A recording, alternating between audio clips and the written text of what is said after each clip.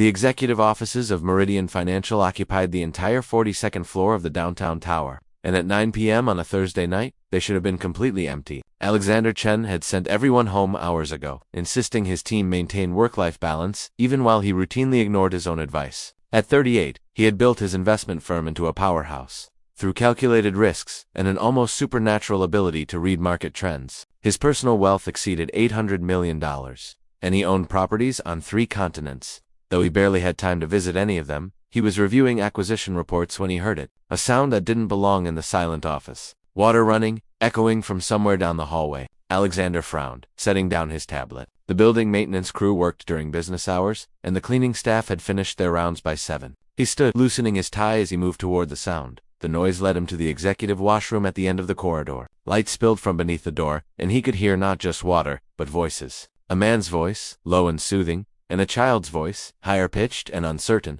Alexander's hand hesitated on the door handle. Every instinct told him to call security. Unauthorized people in the building after hours represented a serious breach, but something about the tone of that conversation made him pause.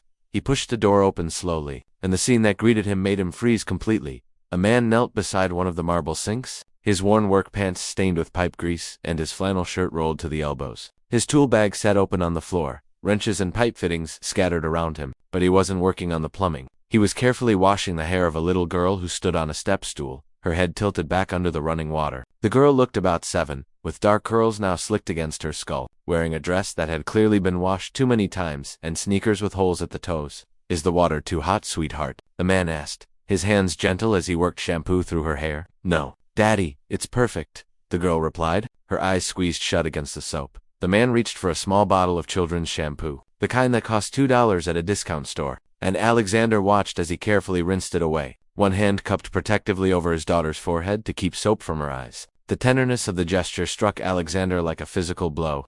"There we go," the man said softly. "All clean, now we'll get you dried off and into your pajamas. You've got school tomorrow, remember?" "I remember," the girl said, and there was something in her voice, a weariness that no 7-year-old should possess. "Will we have a place to sleep tomorrow, too?" The man's hands stilled for just a moment, and Alexander saw his shoulders tense before he forced them to relax. "We'll figure it out, Maya. We always do, don't we?" Alexander stepped back silently, letting the door close. His mind raced through possibilities, connections forming with the same analytical precision he applied to market analysis. A plumber, after hours, washing his daughter in the executive washroom. The implications assembled themselves into a picture that made his chest tighten uncomfortably. He pulled out his phone and made a call to building security. "This is Alexander Chen. Pull up the access logs for the executive floor." "Who's been signing in after hours?" The response came quickly.